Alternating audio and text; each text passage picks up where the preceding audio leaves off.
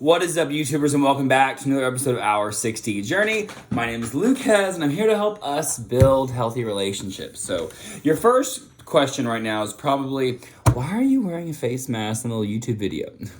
Well, inspiration comes, and I find in my life that, like chores, if I say I'll do it later, it doesn't happen. And actually, 2 days ago on Friday, I was having this really great conversation with my fiance on the balcony, which is kind of like our thing. Friday conversations that are deep are kind of like our thing. I'm sitting there applying a face mask, and all of a sudden, information comes downloading in, and I was like, I should probably express this. So I want to talk right now about what it means to try to make friends or fit into a place where you don't belong. And I'm sitting here applying this face mask, and I'm thinking about the 16 years that I've been teaching. And I'm teaching in the original town that I grew up in. I went to high school in Keller, Texas. And I was thinking to myself, it's been 16 years I've been teaching here. At this point, I've probably taught a lot of my friends children. And probably unbeknownst to me, a lot more than I realize. In high school, I wasn't necessarily popular, and I wasn't necessarily unpopular or like a wallflower or like a loser in the corner. However, which I would never say someone's a loser in the corner. So just so we know, I'm describing words from the past. I definitely had a knowing about me. There were a lot of people who knew who I was. And I knew a lot of different people in different groups. And as I've gotten older, I've become more accustomed to knowing the difference between when someone's a friend and someone is an acquaintance. I realize it's getting dark right now, but the YouTube video I have on right now is like going blank on me. So I'm just gonna leave it here because we're dark. We're hiding ourselves. And there we go. And I knew a lot of people in different groups, and I definitely consider myself very fluid with people. And as I've gotten older, that's turned into basically understanding and compassion of others. I have a big circle for understanding for certain types of people, all types of people. And, and I was thinking back, I've taught these people here, and all of a sudden I was sent back through another portal into when I lived in Flower Mound. So my family's moved a lot. My mom I'm not sure why we moved so frequently.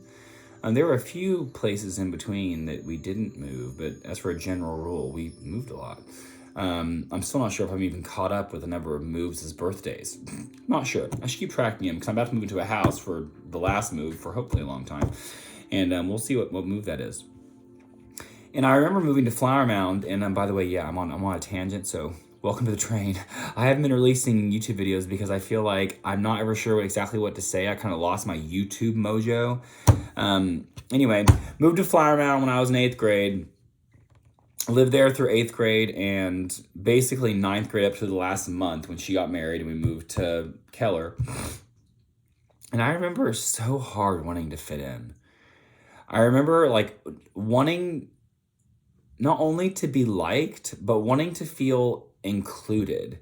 Wanting to feel like I wasn't the one having to go out and reach for conversations. I wasn't the one reaching for friendship, reaching for opportunities like people having party at their houses on weekend or going on events with their friends like movie night or something. I wanted to feel included. And I remember working so hard to make that happen. And up through, I would say kindergarten through grade school, up through 5th grade, I don't remember there ever being even an awareness of the difference between being inclusive versus exclusive. I didn't ever know that. Everything felt very normal and everything was flowing in and out. There was no wanting to be here, not being allowed, or being here, not feeling like you belonged. It just felt normal. And it was when I went into 6th grade that everything shifted. That was when people started becoming judgmental. People started labeling others, and not only labeling someone as okay, that person's black, that person's white. It wasn't like that. It was a very much, oh, well, that you have a black friend, or oh, well, you're so white, bigotry. Oh, and then of course it dies. Let's put this one on. 999 hertz, 1111 hertz. New waves of positive energy. And it was when that first started happening that I felt excluded and I wanted to start being included. And it was like, I remember, and it's so strange. So I look back on it now and I think back on those times when I didn't think they were cooler than other people. It wasn't like I wanted to be friends with person A because they were a certain way. I didn't want to be friends with person X because they were a certain way. It's like I just thought I was friends with person A. And then person A said, no, we're not your friend. And then person B, no, we're not your friend. C. And what was weird about those interactions is that even though person A, B, and C didn't want to be my friend and excluded me and criticized me or mocked me, even though they mocked me, there were always people in their groups, usually a large number of people, if we're being honest. So if they had 10 friends, 9 of them liked me. There were 9 friends in that group who were my friend. And now I would call them acquaintances, in that time. And I remember trying so hard to fit in, to be that person's friend, even though they didn't want me to be. And doing everything from talking like them, acting like them, wearing the types of clothes and brands of clothes that they did, joining recreational activities like sports that they did, all so I could feel like I was being cool enough to be part of the circle. And I just remember how emotionally damaging that was to me. And honestly, like, if you want to come out of the victim mentality, which most of us do, so we can be successors and victors, it wasn't so much crushing them excluding me as it was my need and my thirst to put on a mask to become someone that I wasn't. And I look back on it now, and it's kind of like we look at our life in these stages and these cycles and these series of events, and there are times that who we are doesn't match with who we were, because we're different people every day, then. And that person doesn't match this person, that person to that person. There's this whole timeline of who we are through time, because we evolve and we grow through our belief systems, through our values, through what it is that we find important. Like, we grow through those times and those changes, and we can't compare different versions of ourselves to the person today. And if you haven't heard this, you're living in a cave. When you want to think about yourself and your success, it's 100% best not to compare yourself to others. And because if you compare yourself to others, there's something they have that you don't. But there's something you have that they don't. But if we zoom out of that thought even further and go, when I want to compare my success and who I am and how I value and believe in myself, not to others, to really focus on me, that also includes not comparing yourself now to who you were then or to who you're going to be later.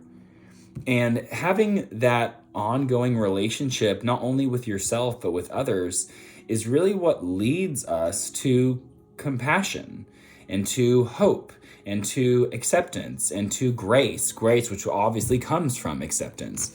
And there have been so many times in my life that I've worn a mask for the sake of blending in. And I just recently watched USA's television show, The Purge, the series, right? There's like 10 episodes. And there was this scene where the new founding fathers, or organizers of the Purge, basically, are having this party. And they hand out masks and tell everyone to put masks on. And as soon as the masks came out in like the second episode, I knew shit was going to go down. I knew that there was going to be stuff happening that night that was far beyond the agreement that our two main characters had agreed to do while being there. And it was that whole message of, when you wear a mask, you're someone else. You're not you. And, I think that's part of what separates us from ourselves, is wearing a mask. And in movies, you can watch like Freddy Krueger or like any kind of scary horror movie where they're wearing a mask and they're committing these atrocious crimes because they feel disconnected from themselves. They're just associating from who they are. Because honestly, deep down, all of us, none of us really want to instill pain. We don't want to spark violence. Like, we do it when we are wearing a mask to cover up who we really are. And that's one value that I hold to this day, is that we all have had our turn in wearing a mask, and it's not worth it. Putting a mask on your face that's going to dry, that you can peel off to get dead skin cells off your face because you're 34 years old, that's different than wearing a mask to go out in public and to do anything you wouldn't do if your mask wasn't on. And the value of being ourselves in the moment and being authentic and being open and receptive to what's around us and whether or not we blend in or whether or not we don't, and then accepting that this is where we fit or this is where we don't, is so important. The more time we spend trying to validate ourselves by making someone else, something else, some group of other people's else to like us, the more unhappy we're going to be. Because that's what caused me the most pain. It wasn't the jocks in middle school calling me a faggot. It wasn't the smart kids in middle school saying that I was just too weird to be part of their group. It wasn't like that. It was me not feeling accepted and then going above and beyond what it is that I needed to do to fulfill my mission, to be myself, to make people like me. And the amount of emotional scarring that happened because of that, because of my choice, not because of what they did to me, but because of what I did in response, it's not worth it. It's not worth it to wear a mask. And it's so important that every day when we wake up, we get time to ourselves to evaluate, where am I today? What are my goals today? Who am I going to be today? And, giving ourselves the space to adapt who and what we are on an everyday basis is what gives us the freedom to fully evolve to our most authentic, highest version of ourselves. And take off the mask. Just take it off. I would take this one off right now, but I don't think it's dry. No, it's not dry. And I'm like, should I keep talking until the mask comes off? That could be fun. Okay, so next thing we're going to do is let's ask the audience a question. Why do you wear a mask? What is it that you're holding on to that makes you want to hold a mask? And what I'm going to do is we're going to do like a little pick a card reading at the end of this. It's super fun. And we're going to read into these. So here is my Chakra Wisdom Oracle deck. I love this deck. I'm going to pick numbers 7, 14, and 21. Always 7. 1, 2, 3, 4, 5, 6, 7, 8, 9, 10, 11, 12, 13, 14, 15, 16, 17, 18, 19, 21. So there is card number 7. Card number 14, I'm hiding it from myself. And card number 21.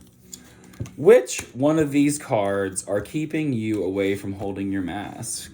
Take a moment, pause it if you need to, and we shall begin. For all my people that pick card number 7. Oh. So this is the card of forgiveness. Pops up. Purple, connecting to your purple chakra, connecting to your higher self. Why do I wear a mask? I think a lot of you haven't forgiven yourselves for being different.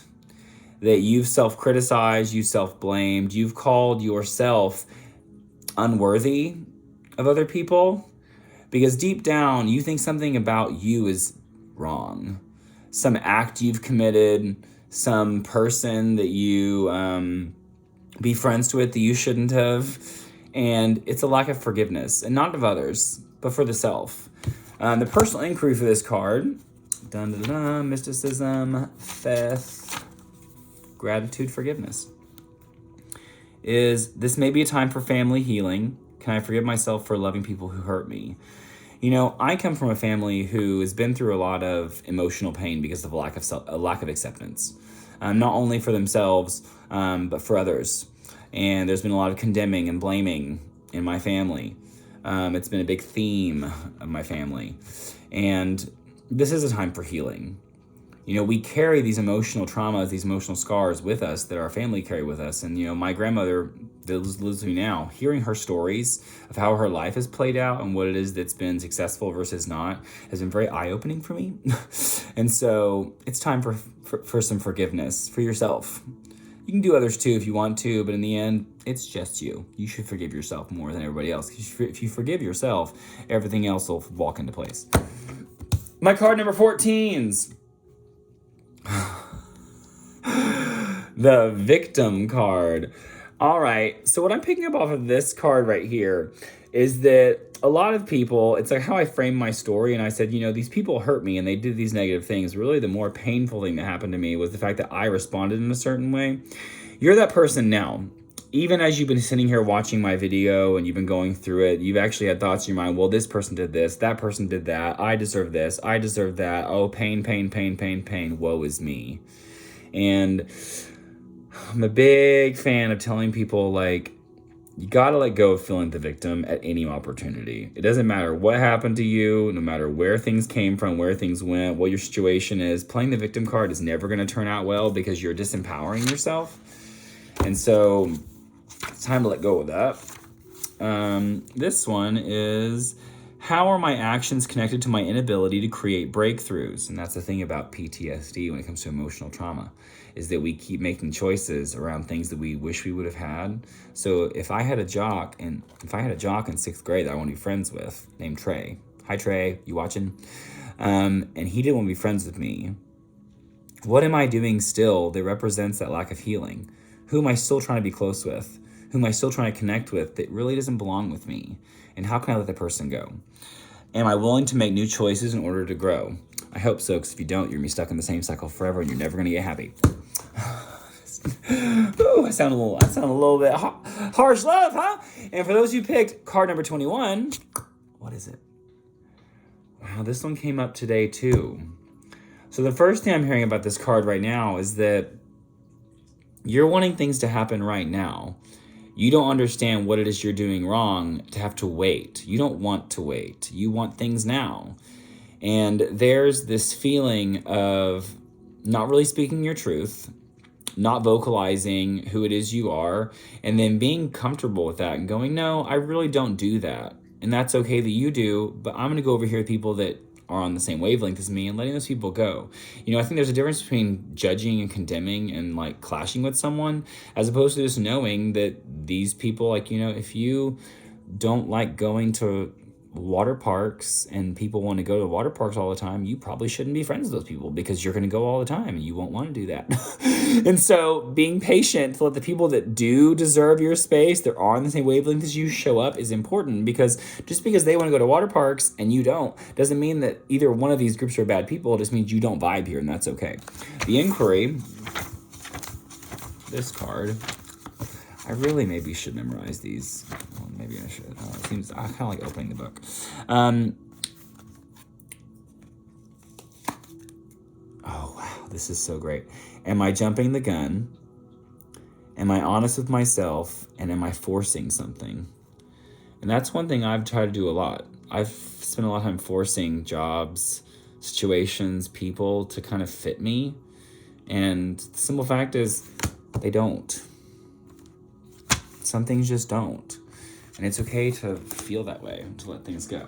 Now, the reason we did that whole reading, oh wow, that's so funny. The card at the very bottom of the deck is Acceptance, red, which to me speaks of root chakra healing. And the whole story behind that is that this woman makes this beautiful, perfect pie. And it's that whole thing of you can't have your cake and eat it too. And she was so afraid to ruin her perfect pie because it was beautiful and perfect. And an angel steps in and goes, honey, if it's perfect, you should eat it. Because as you eat it, it's still perfect. It's not imperfect, it's missing a piece. Keep eating it. Personal inquiry for this card is, am I assessing myself accurately? Are you? Or am I distorting my reality in a self-defeating, I'm gonna add this in, self-sabotaging way to get what I want? Can I simply accept myself? And this is about manifestation, knowledge, luck. So we had green, blue, purple, and red. We're missing orange and yellow. Orange in Reiki is about creativity. How are we creating our reality around us? And yellow is about self-belief, willpower. So now, as a demonstration of my reading and to show the sureness for how dedicated I am to this message, I am now going to peel off my mask. Wow, and as I said that, I got this whole like vibe of like, oh my God, you're speaking out against things that you shouldn't. Your video's gonna get banned. I didn't say anything. So everyone take off your masks. Take off your masks, because it's not time to wear the masks. It's time to take masks off and to be free. Oh my God. Oh, the nose is like really, putting your nose on people's business, Luke. Oh God. And so, yeah, we're definitely like in a good mood today. We definitely feel like life is coming to us and pushing through us. Didn't do a lot of forcing today, did we? No. Made some lunch for family. Didn't really care if it was perfect or not. It's food. You can't really screw up food. If you're unhappy with food on a regular basis, it's probably because you're unhappy with life. It's not the food. And so I will save all the small bits of peeling from my own personal pleasure. But I really appreciate you guys coming in today. Thanks for checking in with Our 60 Journey, where we talk about how to build relationships in a healthy way, how to repair relationships in a healthy way, and how to get rid of relationships that no longer work. If you're triggered by the word get rid of that trigger. All right, see you guys later. Have a nice day. L and U to the 6.